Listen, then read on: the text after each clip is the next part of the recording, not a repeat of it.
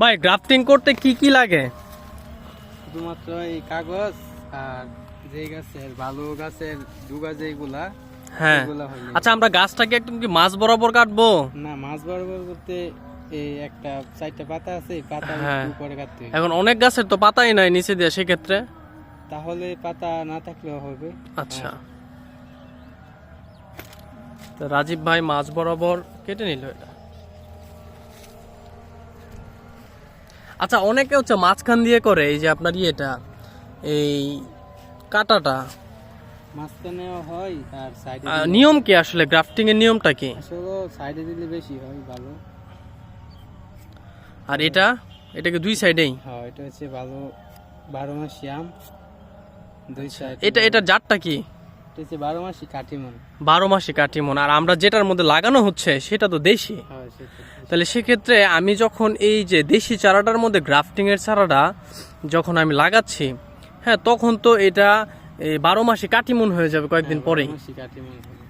তো আসলে দেখেন, আসলে গ্রাফটিং এর জাদুটা কোথায়। একটা দেশি আমের চারা আমি যখন এটা ওই 12 মাসি যে এই কি জানি কি আম বললেন, কাটিমন। কাটিমন আম থেকে ডালা কেটে নিয়ে সেটা আমি কাটিং করে যখন এই গ্রাফটিং এর মধ্যে বসায় দিচ্ছি, তখন ঠিক চারাটা কিন্তু 12 মাসি কাটিমন হয়ে যাচ্ছে। তো এটা আসলে হাতে কলমে একজন কারিগর এই জিনিসটা পারে, দক্ষ কারিগরের মাধ্যমে এটা সম্ভব। তো আপনি এটা ট্রাই করতে হবে। আমিও রাজীব ভাইয়ের কাছ থেকে শিখতেছি, একটা চারা অলরেডি হয়ে গেছে আমাদের। তো আমিও রাজীব ভাইয়ের কাছ থেকে আজকে শিখে নিলাম বা দেখতেছি প্র্যাকটিক্যাল ওয়েতে কিভাবে এই যে এই দেশি চারা থেকে এই কাটিমন 12 মাসি আমের চারায় রূপান্তর করা যায়।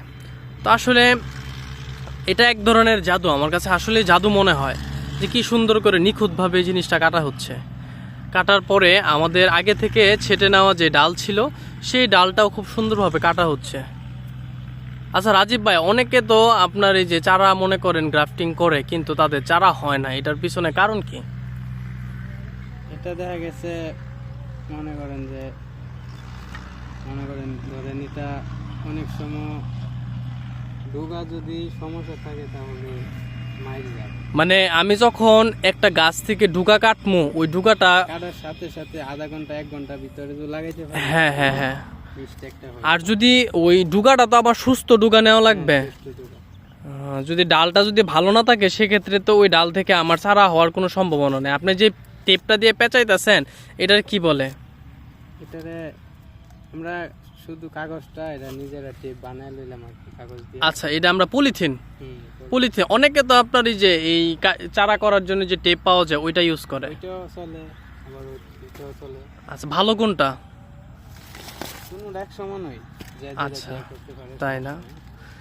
তাহলে আপনার এই আপনি যে আজকে চারা তৈরি করতেছেন, আপনার এই অভিজ্ঞতা কত বছরের? এটা আমার অভিজ্ঞতা 5 বছর। 5 বছরের এটা অভিজ্ঞতা। হচ্ছে এক গাছে 2 জাত হইবে। 2 জাত হবে?